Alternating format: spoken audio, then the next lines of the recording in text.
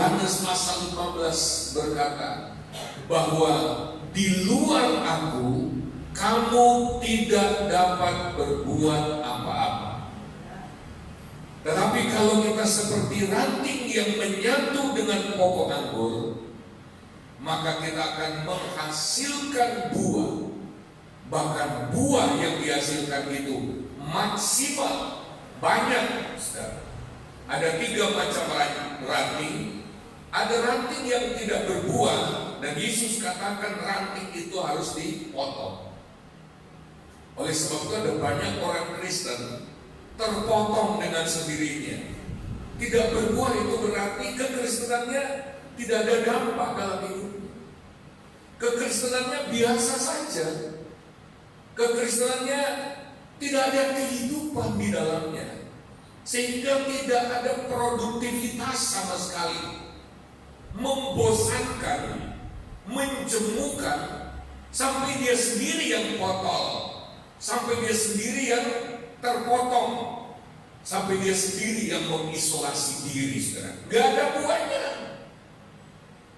Kenapa, saudara? Karena cuma mulutnya saja yang berkata bahwa dia orang Kristen, cuma mulutnya saja yang berkata dia di dalam Tuhan, tapi sebenarnya praktek hidup sehari-hari dia tidak menghayati kesatuan dengan Kristus. Dia seperti ranting yang sebenarnya terpisah dari Kristus. Lalu ada ranting yang kedua, jenis kedua, yaitu ranting yang berbuah tapi belum maksimal. Mengapa belum maksimal? Sekali lagi tergantung kepada bagaimana dia menancap, menyatu dengan pokok anggur, lalu menyerap semua yang dia perlukan dari pokok anggur ini. Dan ada jenis ranting yang ketiga, yaitu ranting yang berbuah banyak. Ini menggambarkan kekristenan yang maksimal, saudara. Kalau kita nggak maksimal, hanya buah sedikit, itu masih mirip-mirip orang dunia, saudara. Dengan kekuatan lain mereka bisa menghasilkan sesuatu melalui hidupnya. Kalau kita bisa berbuah maksimal, ini yang akan membedakan kita dengan orang dunia, juga dengan orang-orang Kristen yang biasa-biasa saja. Nah, berbuah di sini bukan dengan perjuangan kita. Berbuah di sini adalah hasil dari kita menyatu dengan Kristus. Haleluya. Nah, hari ini kita akan melihat bagaimana kita menyatu dengan Kristus. Apa yang harus kita lihat? Kita bukan lagi akan menyatu sebetulnya. Kalau kita sungguh-sungguh percaya kepada Kristus, kita sebenarnya sudah disatukan dengan Kristus. Kita sudah dipersekutukan dengan Kristus. Yang pertama, saudara, kita menyatu dengan Kristus dalam kematiannya. Pada waktu Yesus disalib, sebenarnya kitalah yang disalib. Pada waktu Yesus mati, kitalah yang mati. Yesus bukan hanya disalib menggantikan kita, saudara, tapi Yesus disalib sebagai kita. Yesus mati bukan menggantikan kita saja, tapi Yesus mati sebagai kita, untuk mematikan kita. Jadi Yesus disalib dan mati untuk menyalibkan dan mematikan kita. Tetapi saya masih hidup. Nah, ini hanya bisa dialami dengan iman. Haleluya. Hanya bisa terjadi dalam hidup kita dengan iman. Secara fisik mungkin kita masih hidup, tetapi manusia di dalam kita seharusnya sudah mati, lalu kemudian hidup dengan hidup yang baru. Mari kita lihat kuasa dari mati bersama dengan Kristus. Yang pertama, itu adalah kuasa meninggalkan hidup yang lama. Katakan bersama, kuasa meninggalkan hidup yang lama. 2 Korintus 5 ayat 17. Jadi siapa yang ada di dalam Kristus, ia adalah ciptaan baru. Yang lama sudah berlalu, sesungguhnya yang baru sudah datang. Haleluya. Kita bukan ditambal sulam, saudara, tapi manusia di dalam kita, orang-orang yang sudah percaya Yesus, benar-benar dibikin ulang, diciptakan baru, dilahirkan kembali. Haleluya. Ini penting kita pahami. Sebab ada banyak orang Kristen, walaupun sudah lama percaya Kristus, dia tidak hidup dengan kesadaran ini. Dia tidak sadar bahwa walaupun casingnya masih manusia lama, fisiknya masih manusia lama, tapi pada waktu seseorang percaya, dia harus diberitahu bahwa di dalam dia ada hidup yang baru, ada sesuatu yang baru. Ini penting sekali bagi setiap orang Kristen. Karena orang Kristen yang tidak berpengetahuan, dia pasti tersesat. Orang Kristen yang tidak mengerti firman, itu awal dari penyesatan. Ada berapa banyak orang Kristen yang disesatkan iblis? Mulainya, akarnya dari ketidaktahuan. Dia tidak tahu apa yang firman Tuhan katakan. Sehingga ketika iblis berkata, apa iya begitu?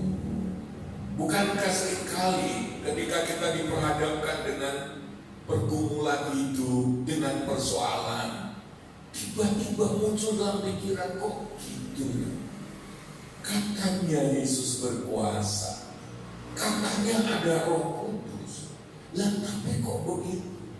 Jangankan orang lain, dirinya sendiri saja dia pertanyakan, mana ya Yesusnya? Dia cuma tahu sedikit tapi menuntut banyak. Dia ada dasar bagi imannya. Saudara-saudara, iblis itu pintar sekali membaca. Jangankan kita, Yesus saja dicobai dengan ujian yang sama seperti yang dia berlakukan pada Hawa. Jangankan itu.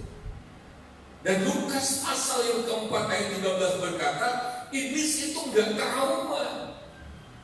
Iblis itu mundur sejenak dari Kristus, lalu dia cari waktu yang baik. Dia selalu melakukan pengintaian. Dan iblis tidak akan pernah menyia-nyiakan. Apalagi orang yang tidak bisa mengendalikan mulut.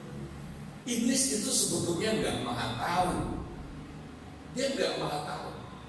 Oleh sebab itu orang Kristen yang berdoa dalam bahasa roh, iblis itu kebingungan dia bicara. Jangankan bahasa roh, kalau kita nggak ngomong, dia nggak dengar. Nah, ingat Petrus pada waktu dia salah ngomong, maka Yesus katakan iblis sudah siap menamping kau. Makanya hati-hati dengan omongan kita. Ya, iblis tahu. Pada waktu Hawa salah ngomong, saudara, tentang buah ini, Tuhan nggak bilang jangan raba. Tuhan cuma bilang jangan makan. Tapi Hawa itu tambahin. Oh, firman Tuhan katakan jangan raba. Iblis itu keliru. Berarti dia nggak menguasai firman. Dia salah bicara. Hati-hati. Ketika kita bilang, aku khawatir anak saya, iblis dan pasukannya langsung melakukan operasi. Cek anaknya ada di mana. Dia lagi khawatir anaknya. Ini kelemahannya. Gawe sisa, bikin sekalian. Hati-hati dengan ucapan. Ya. Kami di Manado, saya di masa kecil, orang tua seringkali bilang, hati-hati dengan mulutmu. Iblis itu tidak jauh. Mereka suka memperingatkan, hati-hati dengan, bukan cuma Tuhan dengar loh, bukan. Hati-hati dengan mulutmu. Iblis itu tahu, iblis itu dengar, iblis itu dekat. Dia membaca, dia cari peluang, saudara. Nah, saudara, anak-anak Tuhan yang gak mengerti firman itu mudah sekali ditipu, diperdaya. 2 Korintus 11 berkata, Hawa itu diperdaya. Kenapa diperdaya? Gak kuasai firman. Pernah dengar firman? Pernah, tapi gak direnungkan. Firman Allah itu gak tertanam. Oleh sebab itu ketika dia digoncang oleh isu-isu negatif dari iblis, oh ya, Tuhan itu jelek, kira-kira begitu. Tuhan itu nggak ingin kamu itu kalau makan buah itu, soalnya kamu akan menjadi sama seperti Tuhan. Iblis mulai provokasi. Berapa banyak anak Tuhan yang hancur damai sejahtera di hatinya.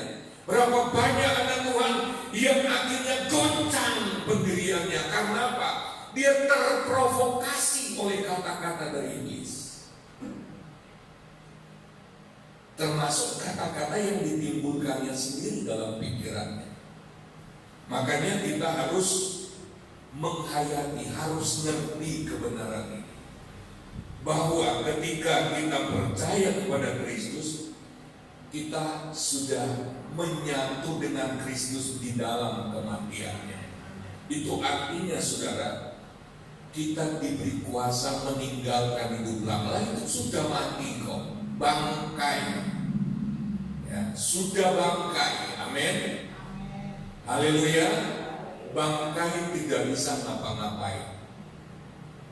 Yang kedua, saudara, ada kuasa apa di dalam kesatuan kita dengan kematian Kristus? Yang kedua, kuasa kelepasan dari ikatan cara atau pola hidup lama. 1 Petrus 1 ayat 18 sampai 19. Sebab kamu tahu bahwa kamu telah ditebus dari cara hidupmu yang sia-sia, yang kamu warisi dari nenek moyangmu itu, bukan dengan barang yang fana, bukan pula dengan perak atau emas, melainkan dengan darah yang mahal, yaitu darah Kristus, yang sama seperti darah anak domba yang tak bernoda dan tak bercacat. Lihat, saudara, kita ditebus oleh kematian Kristus dari cara hidup yang lama, hidup yang sia-sia, yang kita warisi dari nenek moyang kita. Hidup sia-sia itu artinya hidup yang kosong, hidup yang tidak ada muatan, ya, hidup yang cuma asal hidup, hidup yang cuma asal berjalan. Gak ada bobot sama sekali. Hidup yang tidak berguna sebetulnya. Hidup hanya bernafas. Hidup hanya untuk makan. Kalau udah tua mati, saudara. Gak ada pengejaran untuk hal-hal yang bernilai. Asal hidup, ya. Itu cara hidup hedonisme. Asal menyenangkan, lakukan. Itu saja, saudara. Menuruti keinginan daging. Nah, pola hidup ini nggak mudah dilepaskan. Apalagi kalau kita warisi cara hidup itu dari nenek moyang kita. Turun-temurun caranya seperti itu. Kita mewarisi pola itu karena kita sudah merekamnya. Yang caranya hidup seperti ini. Ada kalanya juga kita mewarisi cara hidup yang ngenes banget. Kita mewarisi cara hidup yang begitu berantakan. Kita mewarisi cara hidup yang begitu malas-malasan. Kita mewarisi cara hidup yang menyerah pada situasi yang tidak ada harganya. Lalu kita berpikir mungkin itu sudah takdir. Kita hanya menjalankan pola lama. Kita takut sekali untuk meninggalkan pola yang lama. Tetapi hari ini kita mendengar firman Allah bahwa kita bisa hidup dengan meninggalkan cara hidup yang lama. Cara hidup yang lama yang paling mengerikan adalah cara hidup menuruti keinginan daging. Sehingga banyak orang Kristen yang tidak mengerti kebenaran ini, yang tidak menerapkan dengan iman kebenaran ini pada dirinya, terus terikat dengan cara hidup yang lama itu. Untuk lebih jelas kita lihat yang ketiga, saudara, kuasa kematian Kristus karena kita jadi satu di dalamnya adalah kuasa menolak dan meninggalkan cara hidup yang lama itu. Efesus 4 ayat 17 sampai 22. Sebab itu kukatakan dan kutegaskan ini kepadamu, di dalam Tuhan jangan hidup lagi sama seperti orang-orang yang tidak mengenal Allah, dengan pikirannya yang sia-sia dan pengertiannya yang gelap, jauh dari hidup persekutuan dengan Allah karena kebodohan yang ada di dalam mereka dan karena kedegilan hati mereka. Ini bagian kita, saudara. Kita sudah bisa. Kita tidak lagi terikat. Oleh sebab itu jangan berkata, ya aku dari sananya sudah begitu, aku orangnya dari lahir sudah begitu. Bahkan mungkin ya kami bersaudara sama, beginilah cara kami. Seolah-olah pola itu begitu berkuasa. Tapi di dalam ayat ini kita disuruh jangan. Kita sudah punya kuasa. Kita tidak lagi dalam hidup yang lama. Kita tidak lagi diatur oleh hidup lama kita. Oleh sebab itu, dalam ayat ini, kenapa mereka atau orang-orang yang tidak hidup di dalam Tuhan itu diikat oleh cara hidup seperti ini? Karena mereka jauh dari persekutuan dengan Allah. Makanya saudara, kita selalu kembali. Kita nggak bisa menghidupi semuanya ini tanpa kita bersekutu erat dengan Tuhan. Haleluya. Nggak bisa. Jangan mimpi kita akan menampilkan kekristenan yang maksimal, yang cemerlang, yang hebat, tapi kita biar dalam persekutuan dengan Tuhan. Karena kita selalu memisahkan di pekerjaan dunia di pelayanan. Seluruh aktivitas kita adalah pelayanan kita buat Tuhan. Kolose 3 ayat 23. Lakukan selalu di hadapan Tuhan dan untuk Tuhan dengan senang hati. Haleluya. Oleh sebab itu kita harus sadar bahwa Tuhan itu ada. Dan di sini juga dikatakan karena kebodohan, ya, pengertiannya gelap, bodoh, degil lagi, sudah gak ngerti firman, sudah bodoh, degil. Degil itu bukan cuma keras hati, kaku. Sudah tahu diberitahu pun ngeyel, pandang enteng, itu degil. Ya. Gelap pengertian. Makanya anak-anak Tuhan, hiduplah dengan pengertian atau dengan cara berpikir baru. Haleluya. Jangan lagi membayangkan diri kita itu masih seperti waktu kita belum bertobat. Jangan lagi membayangkan, menggambarkan diri kita berdasarkan latar belakang keluarga kita. Sekarang kita itu baru. Haleluya. Kita sudah mati, hidup yang lama ini sudah mati. Lalu kemudian dikatakan selanjutnya, perasaan mereka telah tumpul. Bahasa lain dari perasaan yang tumpul itu double. Sudah gak pakai perasaan kan, tumpul, double. Ya. Nah, kalau dikurut-kurut bahaya memang. Nggak mau dikasih tahu, degil, double itu yang disebut Alkitab makin lama makin dikasih. dikeraskan hatinya. Setelah kali ditegur firman Tuhan, mental hati-hati, lama-lama hatimu dikeraskan. Lama-lama gak akan ada firman lagi yang mempan. Orang yang selalu menentang firman Tuhan yang datang dalam hatinya karena egonya, kalau dia nggak segera sadar dan bertobat, hatinya keras, lama-lama dia jadi antikris. Ya, dia memiliki roh antikris, anti gitu. Ya. Nah, oleh sebab itu kita harus membiarkan firman Allah menembus hati kita. Haleluya. Sehingga ini mereka menyerahkan diri kepada hawa nafsu. Sudah, ikuti aja. Ya, karpe nafsu dagingnya sendiri, dan mengerjakan dengan serakah segala macam kecemaran. Tetapi kamu bukan demikian. Amin.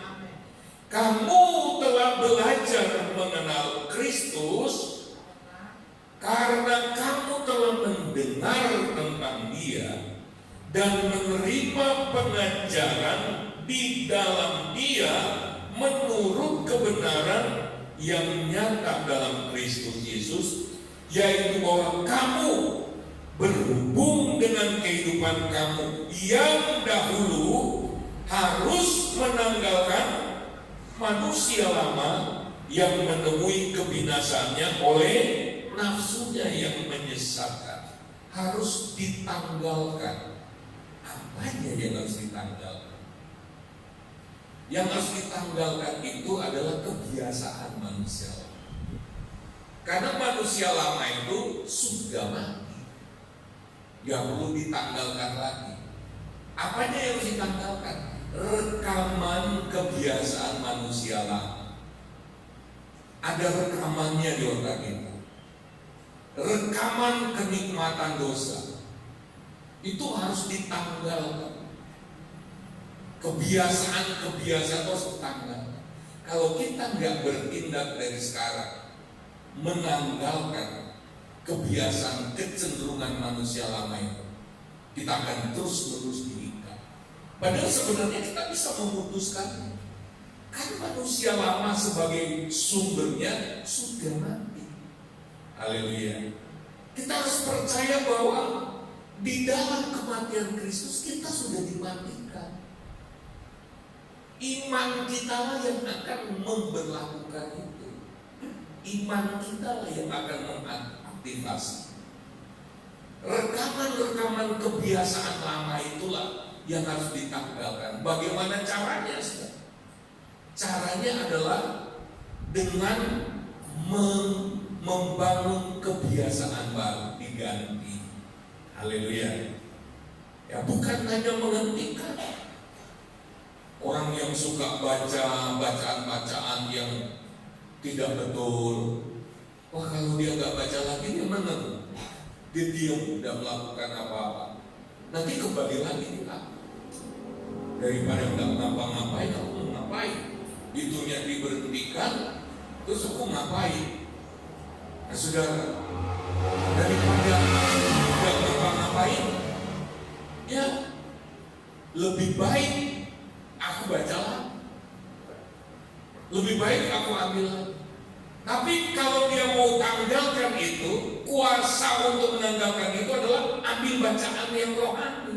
Saya harus ganti dengan kebiasaan yang baru. Itu caranya menanggalkan. Kuasa untuk menanggalkan kebiasaan yang lama adalah kuasa dari membangun kebiasaan yang baru. Pedang untuk menanggalkan, memotong kebiasaan yang lama adalah bangun kebiasaan baru sebagai pengganti. Haleluya. Kalau enggak kita bengong. Kenapa banyak orang Kristen jatuh lagi dalam dosa, kembali lagi pada hidup yang lama? Karena dia tidak pernah sungguh-sungguh membangun kebiasaan yang baru. Dia enggak bertumbuh dalam kebiasaan yang baru. Ya, terjerat lagi kebiasaan yang lama. Kekosongan itu berbahaya. Sama seperti rumah yang kosong dalam Matius 12. Ketika roh-roh jahat itu diusir, dia pergi cari tempat yang kering. Dia tidak menemukan tempat. Karena tempat bagi roh jahat itu bukan soal dunia secara geografis, tapi tempat yang paling disukai itu adalah orang yang kering rohani. Tapi dia nggak menemukan di tempat yang kering. Mungkin dia menemukan orang-orang tapi nggak kering rohani. Dia balik lagi ke rumah yang tadinya ditinggalkan, kosong. Sebelum dia masuk, dia ajak 7 roh jahat, jadi 8. 8 itu angka kebangkitan, maka terjadi kebangkitan roh-roh jahat 8 kali lipat di dalam diri orang itu. Dan Alkitab menulis dia menjadi lebih jahat daripada sebelumnya. Oleh sebab itu hati-hati dengan kekosongan. Kita nggak bisa melawan kebiasaan yang lama tanpa menggantinya dengan kebiasaan yang baru. Kalau kita suka menggosipkan kekurangan orang lain, mulailah bangun kebiasaan menggosipkan Yesus saja yang benar. Gosip itu nggak selalu salah. Kita gosipin Yesus, kamu tahu, aku baru dengar karena si pendeta itu Yesus itu berpuasa. Itu gosip juga, tapi benar. Haleluya. Gosip rohani. Iman. Hati-hati. Tadi kita sudah bahas di awal. Kalau kita gosip yang salah, ini sudah waktu dengar, aku susah nikah. Ini semua mereka lagi cerita. Ayo kita bikin drama supaya kesengitan itu menjadi drama yang berkepanjangan.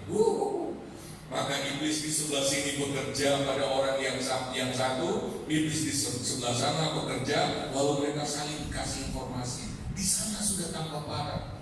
Selanjutnya bagaimana? Lah, jadi drama, jadi drakor, ya. Halo, hati-hati kalau ngomong, karena yang mendengarkan bukan cuma Tuhan, tapi iblis juga ikut dengar dan akan mengambil kesempatan. Makanya kan Efesus 4 ayat 27 berkata, ya, jikalau kamu marah, ya, jangan sampai matahari terbenam, jangan beri tempat kepada iblis. Artinya pada waktu kita marah, iblis itu belum tahu. Pas kita masih marah-marah, si jin marah, roh marah-marah lewat.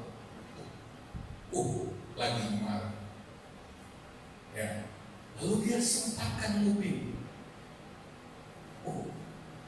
Marahannya sudah lumayan. Ya. Lalu kemudian dia panas-panas. Kalau kita nggak berhenti dalam kemarahan, iblis langsung bertengger di pundak kita. Aja. Dia terus berbisik. Kenapa cuma marah? Labrak sekalian. Gitu. Lalu dia panggil temannya. Kamu kerjain orang yang sebelah sana, yang orang ini. Biar orang sana mati menjadi-jadi, biar dia makin marah. Hati-hati. Haleluya. Ya. Jadi saudara, kita harus tanggalkan manusia lama, kebiasaan lama itu dengan membangun kebiasaan baru. Ada yang bilang amin. Ada yang sedang berjuang, saya harus berhenti dari kebiasaan lama ini. Gimana caranya? Selain mengandalkan Tuhan, kita harus ambil bagian kita. Bagian kita adalah disiplin rohani. Apa itu disiplin? Lakukan terus-menerus secara teratur.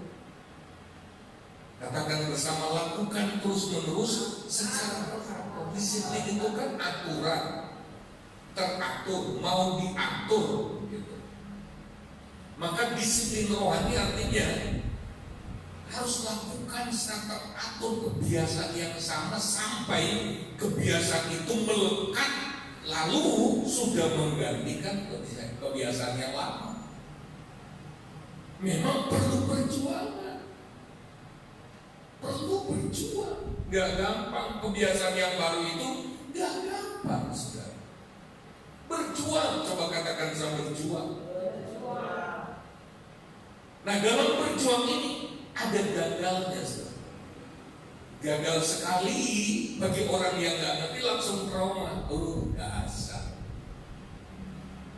Coba lagi, gagal lagi. Oh, kalau ini gua bukan calon penghuni surga. Berhenti. Oleh sebab itu, kalau kita sedang berjuang, cari paling enggak 2 orang kompak dukung saya lagi berjuang. Haleluya. Cek saya tiap hari, doakan saya. Apalagi 3 orang itu sama-sama lagi berjuang hal yang sama. Haleluya. Gak mungkin, mustahil kita jadi orang Kristen tanpa komunitas. Gak mungkin. Sia-sia. Itu sudah peraturan Alkitab. Sama saja dengan tubuh kita. Kepala kita nggak bisa jalan kemana-mana tanpa kaki. Mustahil, nonsense. Itu sudah peraturan Alkitab. Kalau kita menentangnya, itu kemauan iblis. Jajak berjuang sendiri. Jajak. Kita tidak akan berhasil. Ya. Kenapa? Kita tidak memiliki semua kekuatan. Kita tidak memiliki semua karunia. Kita butuh karunia dari orang lain. Tangan bisa berjalan, bisa, tapi dia tidak sekuat kaki. Tangan tidak memiliki kekuatan yang kaki. Kaki bisa mengambil sesuatu, bisa, tapi tidak sehebat tangan, tetap punya kelemahan. Allah sudah mendesain gerejanya tubuh Kristus yang dengan berbagai anggota yang ada di dalamnya. Makanya kita nggak bisa sendiri. Pada waktu Tuhan bikinkan Hawa bagi Adam, Tuhan tuh ngomong begini, tidak baik kalau kamu sendiri. Oh, pada waktu itu Adam no problem loh, Adam nggak sedang mengeluh, Tuhan aku kesepian. Enggak. Beda kata kesepian dan kesendirian. Beda. Adam waktu itu enjoy saja, nggak ada komplain-komplain. Andai kata Tuhan nggak kasih tahu pun tujuannya Tuhan, Adam biasa saja itu. Adam itu merasa nggak ada masalah. Tidak ada catatan dalam Alkitab bahwa Adam itu mengalami kesulitan. Nggak ada. Biasa saja, baik-baik saja. Tetapi Tuhan melihat ada rencananya yang tidak akan terjadi tanpa Allah, tanpa orang lain. Ada rencana Tuhan yang indah yang tidak akan bisa dikerjakan oleh Adam seorang diri. Dia harus diberi teman yang sepadan. Oleh sebab itu, waktu Tuhan bikinkan Hawa itu nggak pakai idenya Adam. Itu bukan gagasannya Adam. Pokoknya Tuhan bawa saja ini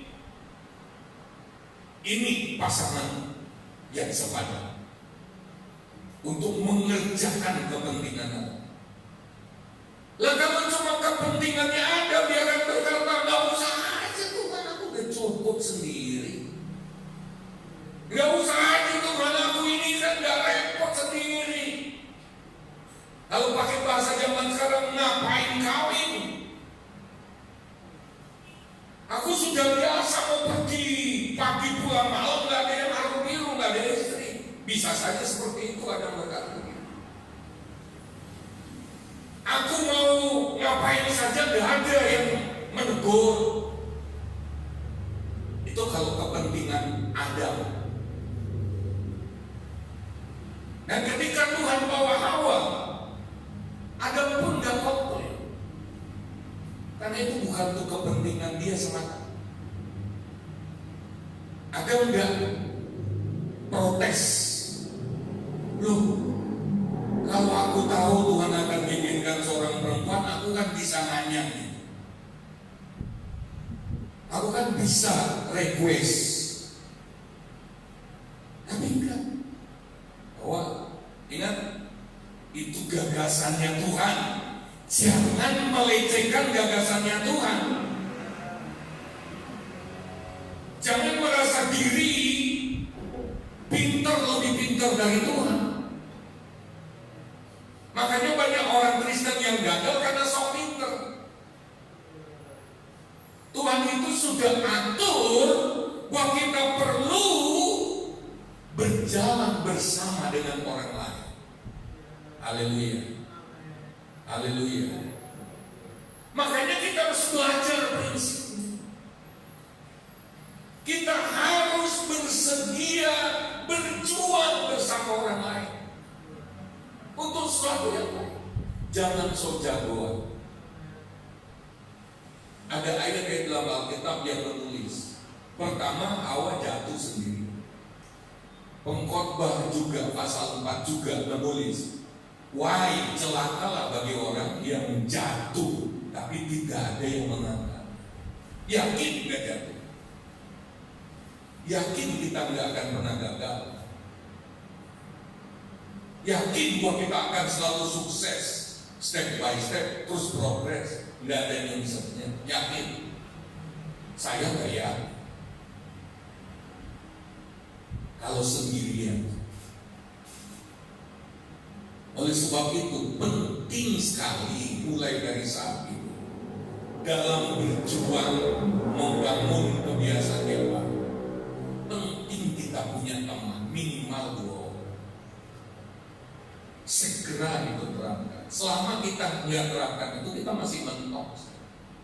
Saya bisa pastikan, ya begitu. Kalau kok ada kemajuan, ini orang ini maju sekarang.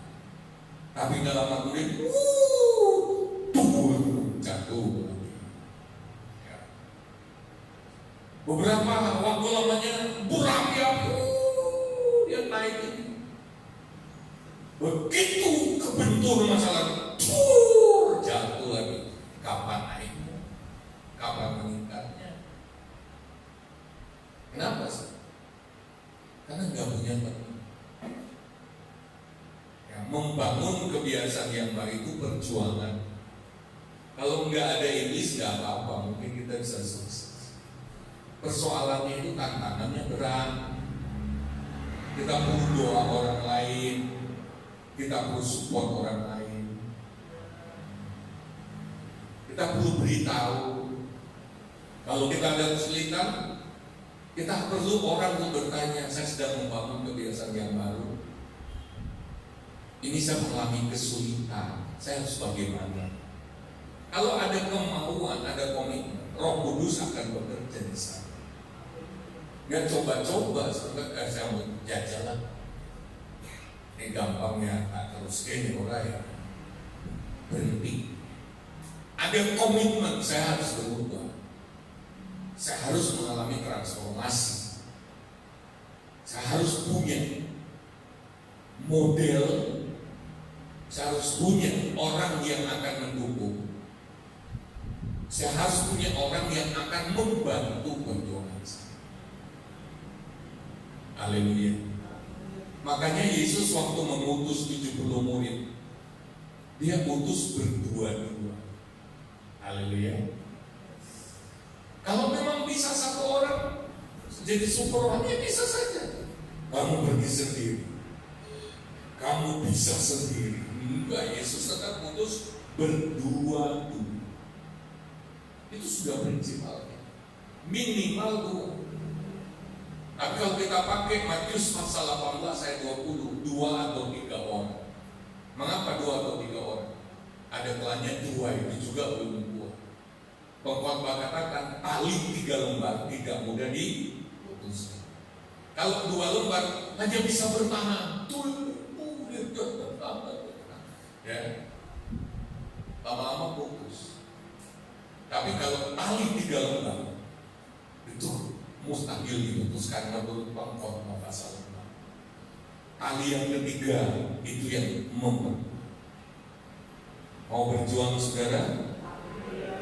Yang keempat saudara, kuasa apa yang kita dapatkan dari kesatuan kita dengan kematian Kristus? Kita harus tangkap ini saudara, kita harus tangkap. Lalu kita akan menemukan bagaimana memberdayakan kuasa kematian Kristus yang juga mematikan. Ya, kalau kita cuma percaya, oh ya waktu Yesus mati ya dia mati sebagai saya juga, aku juga mati. Tapi nyatanya kita masih hidup terus dengan cara hidup yang lama. Karena apa? Kita nggak ngerti caranya memberdayakan, mengaktifkan kematian Kristus di dalam diri kita.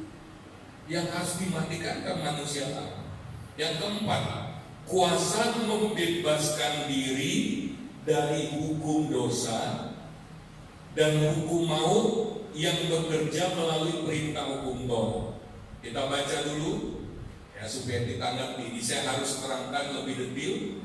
Roma 7 ayat 1. Apakah kamu tidak tahu saudara-saudara, sebab aku berbicara kepada mereka yang mengetahui hukum. Kita semua berada di bawah hukum. Kita tidak boleh sembarangan melanggar ya. Bahwa hukum berkuasa atas seseorang selama orang itu hidup. Kalau saudara membunuh, ya saudara harus masuk penjara. Nah, tapi kalau saudara yang membunuh itu udah mati, ya hukum itu nggak bisa lagi. Hukum itu sudah nggak berkuasa. Hukum undang-undang, hukum pidana yang mengancam. Ya kalau pembunuhan berencana dia juga harus dihukum mati. Ancamannya. Dan tapi kalau dia sudah mati, hukum itu langsung nggak berdaya, nggak bisa lagi. Ngapa-ngapain orang itu sudah mati. Mau diberlakukan bagaimana lagi, mati orangnya. Dengan sendirinya perkara hukumnya selesai. Sudah nggak bisa. Tapi kalau orang yang masih hidup, hukum itu masih berkuasa. Dia nggak bisa lari, harus diberlakukan. Nah, sekarang kita lihat maksudnya apa sebetulnya. Kita lihat sekarang ayat 4 sampai 5. Roma 7 ayat 4 sampai 5. Sebab itu saudara-saudara, kamu juga telah mati bagi hukum Taurat oleh tubuh Kristus, supaya kamu menjadi milik orang lain, yaitu milik Dia, Kristus, yang telah dibangkitkan dari antara orang mati, agar kita berbuah bagi Allah. Ini penting karena menyangkut berbuah bagi kita. Ya. Kalau kita nggak ngerti kebenaran ini, kita nggak akan pernah berbuah. Dan pohon yang tidak berbuah pasti ditebang, dibuang ke dalam api. Sebab waktu kita masih hidup dalam daging, hidup yang lama, hawa nafsu dosa yang dirangsang oleh hukum Taurat. Kita masih hidup dalam daging, lalu Tuhan adakan hukum Taurat. Jangan ini, jangan 10 perintah. Lah karena kita masih hidup dalam daging, kita nggak berdaya. Walaupun dilarang, kita tetap melanggar. Walaupun diperintahkan, tapi kita tidak melakukan. Itu maksudnya ya. Masalahnya apa? Kita masih hidup dalam daging. Orang Kristen yang sudah terima Yesus sebetulnya sudah mati hidup lamanya. Tapi kebiasaan pola daging itu masih dibawa. Karena nggak ngerti. Dia pikir ya, tabiatku ini sudah begitu mengikat, susah lepasnya. Itu pengertian yang menyesatkan. Ya, hawa nafsu dosa yang dirangsang oleh hukum Taurat bekerja dalam anggota-anggota tubuh kita agar kita berbuah bagi maut. Maut itu artinya apa? Ya seperti orang mati tadi. Dalam nama Yesus, kamu harus lakukan ini. Dia menentang, mati. Ya. Tadi kalau kita dihadapkan kepada hukum Tuhan, perintah Tuhan, buahnya mau.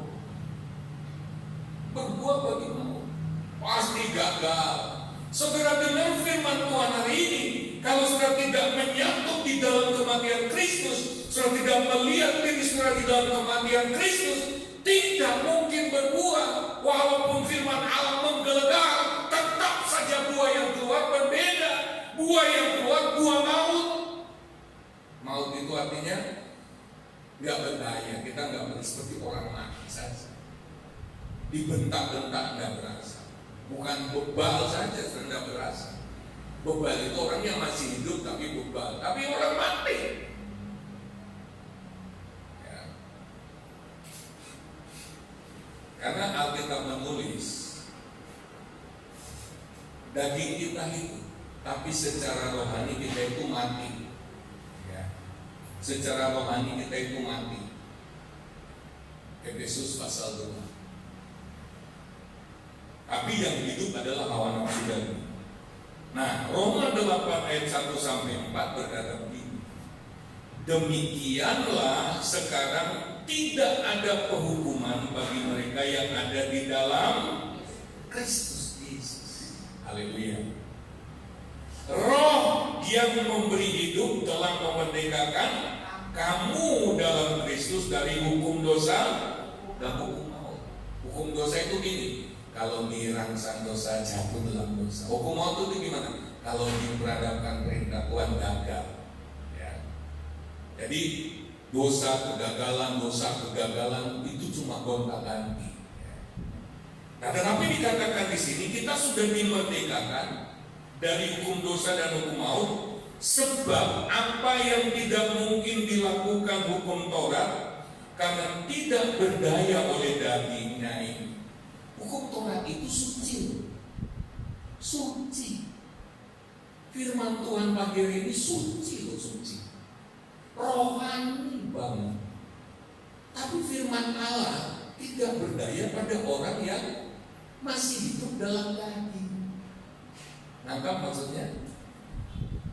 Masalahnya bukan firman Allah itu nggak berkuasa, bukan. Masalahnya bukan hukum Taurat itu nggak berkuasa. Masalahnya di dalam diri kita yang nggak beres. Apalagi kalau belum percaya Yesus, hukum dosa dan hukum maut itu yang paling berkuasa. Ya. Nggak bisa melawan dosa, hukum dosa, nggak bisa. Pokoknya walaupun dilarang firman Tuhan, ya, gagal total. Mau diajar seperti apapun, kalau dalamnya belum mati manusia lamanya, percuma. Orangnya akan mengatakan khotbahnya hebat, firman Tuhannya luar biasa, hamba Tuhan itu luar biasa banyak, tapi sayangnya dia nggak bisa lakukan. Tapi di dalam Kristus, waktu kita dimatikan bersama Kristus, kita dimerdekakan dari hukum dosa dan hukum maut yang dirangsang oleh hukum Taurat tadi. Ya. Dengan jalan mengutus anaknya sendiri dalam daging yang serupa dengan daging yang dikuasai dosa karena dosa, ia telah menjatuhkan hukuman atas dosa di dalam daging, supaya tuntutan hukum Taurat digenapi di dalam kita yang tidak hidup menurut daging tetapi menurut roh. Haleluya. Haleluya. Jadi waktu Yesus mati itu, dia mematikan kita. Dikatakan dia mematikan dosa. Ada dua macam pengertian dosa. Pertama yang kita paling kenal itu perbuatan dosa. Itu sebenarnya hasilnya, tapi ada pabriknya, yaitu tabiat dosa. Kita itu berbuat dosa karena kita sudah berdosa. Karena kita itu sudah rusak di dalam. Kita punya kecenderungan di dalam. Jadi kalau seperti besi dihadapkan magnet pasti lengket. Keadaan di dalam. Jadi ada yang disebut akar dosa. Akar dosa itu manusia lama kita, tabiat lama. Ya, akar dosa itu manusia lama kita, yang nggak bisa kalau digoda ya bikin dosa. Apalagi kelemahan, ada kelemahan tertentu. Wah, pasti. Nah, waktu Yesus mati, dia bunuh itu akar dosa itu. Saya beri kemuliaan bagi Tuhan. Atau pabriknya itu dia bakar. Pabriknya itu ditutup.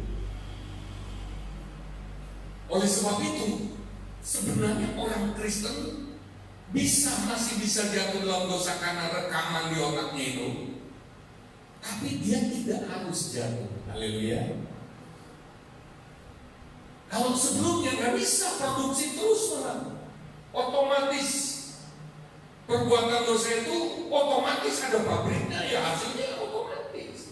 Selama pabriknya masih beroperasi, ya perbuatannya, produknya pasti muncul terus. Jadi jangan salahkan produknya, salahkan pabriknya masih ada. Kalau pabriknya ditutup, otomatis sebenarnya nggak ada produksi dosa lagi. Kalau ada itu cuma bikinan luar pabrik, hasil rekaman otak, bisa dihentikan.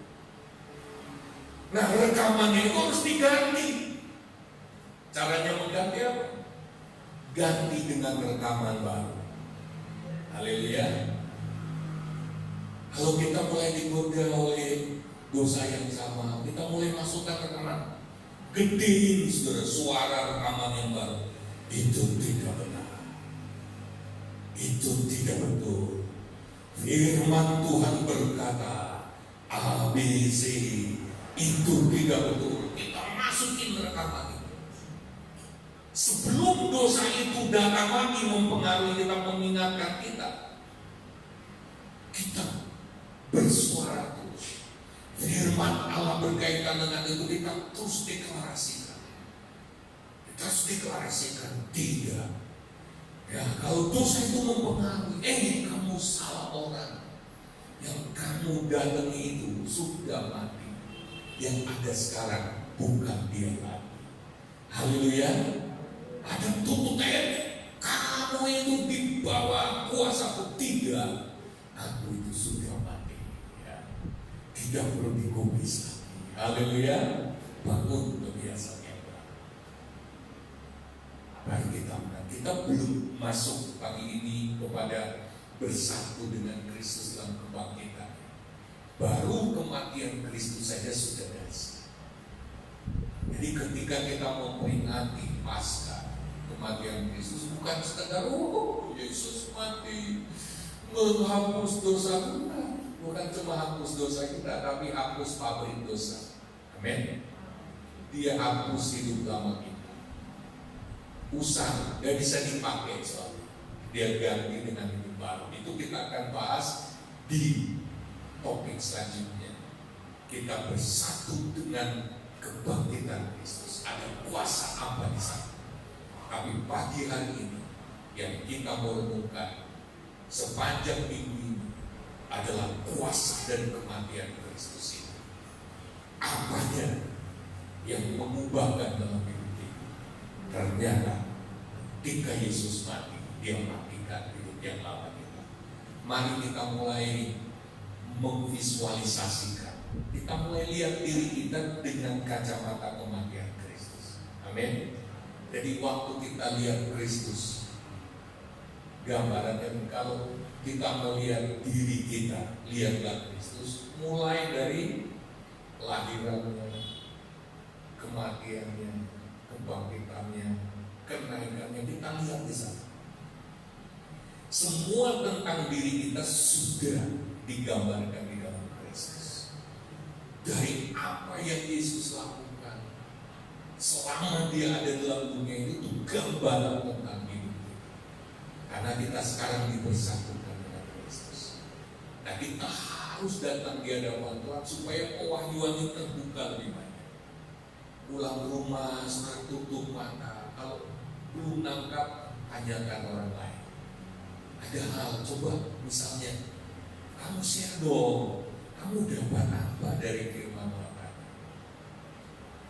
Makanya kan Kolose 3:16 berkata, hendaklah perkataan Kristus diam dengan segala kekayaannya di antara kamu. Artinya apa? Ya kalanya kita duduk bersama dengan firman Tuhan yang sama, dapatnya beda. Tapi kalau di komunitas saling share, kekayaannya muncul. Kita diberkaya lagi. Karena apa? Pewahyuan rema yang sudah dapat dari khotbah pagi ini bisa beda-beda. Memang Tuhan atur begitu.